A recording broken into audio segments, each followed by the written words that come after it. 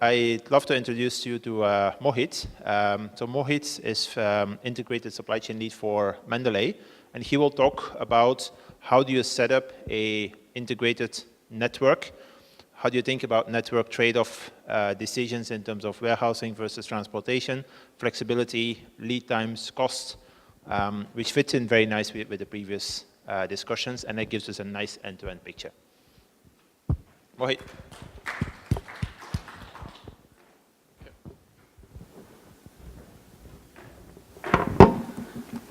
Thank you, Greg, for the introduction. So I think there was a reason why this session was put up after the break. Sometimes innovation in supply chain, as we see, is generally an afterthought in many of the organizations. So once you're done through the product innovations, the images that conjure up in your mind when you talk about innovation is generally maybe sun-kissed beaches of Cannes, celebrities really thinking about product innovations, marketing communications. But when you talk about supply chain, it ends up being a very dry subject. Most of the CEOs, it's towards the end of their day that they would talk about supply chain. But I think that is changing a lot. And the landscape, because of the Asia's growth context, is changing. And more CEOs today are seeing supply chain as a source of competitive advantage. And what's imperative for us as supply chain professionals is to reposition ourselves, make sure that the simple and rudimentary processes, which we think are simple, very textbook processes, but when we apply them, how can we apply them in an innovative manner? And how can we engage the entire organization towards running those processes?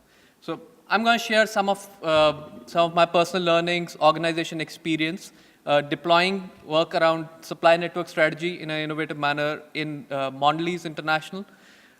Before I deep dive into the topic, just a little bit of brief background about our organization.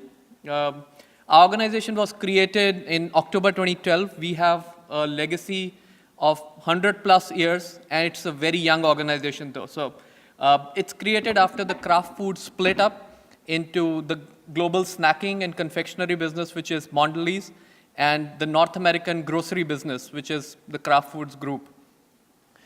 Our dream is to create delicious moments of joy, and you might not know us today with the organization name that we work on under Mondelez, but you would definitely know the brands that we operate in, and I'll share some of those. We are really a fast-moving net revenue of $35 billion in 2012, a global snacks powerhouse. We have operations in more than 80 countries. We make and sell our product in more than 165 countries in the world. And number one in biscuits, chocolate, candy, powdered beverage. Number two in gum and coffee. More than 100,000 employees. And, you know, as I said, you will know us by many of the brands that we work on. And they might be one of the favorite brands, like Oreo and Jacob's Snacks, Milka and Cadbury chocolates, Trident and Stride gum, Tang. People from India would know Bonvita, some of those. And our goal as an organization is to make food that are so delicious that they literally bring joy to your life. And there's a lot in this statement. And I would say every time that you talk about supply chain, the critical thing in supply chain is that you should start from the business, end with the business, because ultimately supply chain has visibility to the end-to-end business. So how can you bring benefits to the overall organization? That's really the goal that we operate with. And we have an unrivaled portfolio of brands across the snacking spectrum that we operate in. Going into the regions that we operate in, and that's where this will be very close to many of the organizations that you are working for as well, where Asia Pacific is expected to deliver the growth dollars. We are experiencing high growth. 15% of our overall global net revenues come from Asia Pacific, which is roughly $5.2 billion, operating across the various snacking categories that we worked on. And as you come to this point, you really know that we're well positioned to benefit from a virtuous cycle. But the onus of this entire virtuous cycle to keep it running rests with the supply chain. And how do we make it happen is really dependent on our innovative ways. And the providing capacity to deliver growth, productivity to fuel the reinvestment in growth are some of the key imperatives that we worked on. And the challenges that we have are both external and internal. It's not easy. Some of the external challenges, like markets are changing. Some of my colleagues earlier talked about the growth expectations, customers becoming more and more demanding, inflation in material costs, whether it's new white space markets that we want to operate in. And for us internally, as I shared in a brief journey, that our organization has been built up with a lot of acquisitions. So our starting point was suboptimal. So if I start the journey, the starting point in that journey was suboptimal. We have a network which is built off acquisition. So it's not necessarily by choice at times. And our colleague earlier from Triumph, they talked about as well, is when you have an organization with so much legacy and history, how do you reinvent and regenerate in an organization like that without being disruptive to the overall business? That's really the key paradigm that you operate on. And getting supply chain to the heart of that business is critical. And for us, what's been successful to bringing supply chain to the heart of the business is you show the money. Ultimately, that's what the CEO and the business is interested in, and the stakeholders as well. So I'm going forward in terms of sharing what we did. And some of our colleagues earlier said that you can't do a crystal ball gazing, but still keeping an eye on the future is very critical in supply chain. Sometimes it's very easy to get lost in the rudimentary day-to-day work, and organizations are focused on delivering this quarter and the next quarter and just maybe looking at the year out. But if supply chains have to be a competitive advantage for the organizations, keeping an eye on the future is critical. And that's really the starting point, because future does provide opportunities and threats both. So in our case, specifically in our experience, it's given us transformative revenue growth opportunity. If we look at the kind of products that we make, and one of the colleagues earlier shared all candy confectionery companies because of the small piece sizes that we operate in Asia Pacific. If we keep our product back and forth, we can go 50 times back and forth from here to moon. That's the kind of opportunity that we have in the region and impact. And in terms of threats, we have, if you look at the growth opportunity in Asia, we are going to consume a significant proportion of, in our case, for example, in cocoa from the world's cocoa production. It's similar for other companies that they are going to consume a significant proportion of what organizations were going to use, like raw materials that they use. And the challenge is to how do you manage the supply lines? How do you manage the inflation? How do you manage it within the cost? And you're looking to spending significant amounts of money behind the growth that we're investing in. So these are all opportunities and threats. So it's critical that peeking into the future, we really develop a transformative approach. In our case, what you said is status quo is not good enough. So one of the key operative words for us is best of today is not good enough for tomorrow. And how do we measure against really breakthrough technology platforms and technologies that we, in each of the categories that we operate in? And if you look at us, then the supply chain, the key imperative for us, and each of the word in this statement, delivering competitively advantaged end-to-end network design, integrated network design, is really critical. And that gets delivered in the approach that we followed. So in a quest to be the best, to make sure that we deliver transformative revenue growth opportunities supporting that. And we do that with a zero loss mindset within this organization and 100% people engagement. You'll see how this gets translated into some of the tactical work or the way we approach this entire transformative growth opportunity in our case. So going to in terms of the approach that we followed in terms of the supply network design approach, and some of these areas we did deeper dive earlier today with Arun from Perfetti sharing that, and Mr. Chung from Triumph sharing that as well, is how do you look at some of these things in a systematic manner and you make them live in your organization. And the critical aspect that we saw was when we start off this journey of designing the supply network, the most critical thing is to prioritize and to get everybody in the same room. It does look like a very simple table, and a simple matrix of business units, technologies, and people can give prioritization. It's very simple. But what becomes difficult is when you talk to different people at different points in time, they have different versions of the truth. How can you get to a single version of truth? It's critical that the entire organization, the senior leadership of the organization can be got into the same room at the same point in time to make sure that everybody is aligned to this. So the starting point becomes optimal and everybody is aligned to the same growth aspirations. If you can put growth aspirations into this, it's all the more better. In our case, when we started off this journey, and we've been on this for 3 years now, and in the third cycle of developing the supply network roadmap, reinventing this entire supply network roadmap, we did not start off with this matrix, and we talked to different people at different points in time. Everybody had a very different view. And this has been one of our biggest learnings. Getting them all in the same room has been really critical to be able to drive this forward. And now we've been able to get to a point where we do this just in half a day session. You can get your growth aspirations really targeted by market, by category. And then the supply chain task becomes all the more easier if we are really clear on what's really the long-term direction. As we go forward, one of the key things then is to really build an understanding of the current state.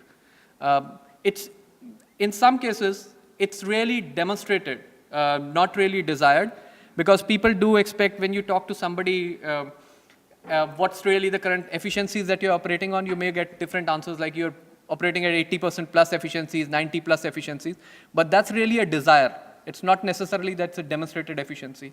They would expect that they are working on best-in-class platforms, not necessarily true. So doing a thorough, analytical, rigorous approach where the organization is true to themselves because it's for the overall organization good that demonstrated, not desired, is looked at.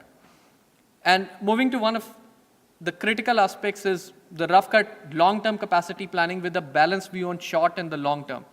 And it's easier said than done, as I said, because people do really start to get into nitty-gritties. It's more about rough and not precise. That's why it says rough cut capacity and not really precisely going down to each platform, each technology. But really about getting a balance of short and long term.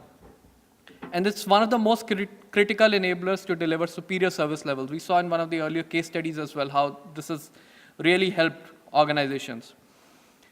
Moving forward to site optimization decision in terms of how do you optimize your network footprint. As I said, one of our starting point was not really optimal. We started off from a suboptimal starting point because of all the acquisitions that we have built. So it's critical, and that's really true for many of the organizations within the sector that we play in, within Asia Pacific. So how do you optimize strategically? How do you reinvent without being disruptive to the organization overall? That's really the fine treading line that you have to work on. And end-to-end in tandem is critical to ensure that we get the best margins out for the organization, you get the best footprint in terms of service level delivery to the organization, and start to look at partners and not vendors. That's really the operative word, is to look at partners and look at the entire extended logistics and supply chain, supplier innovation footprint as a partnership rather than a vendor-based approach.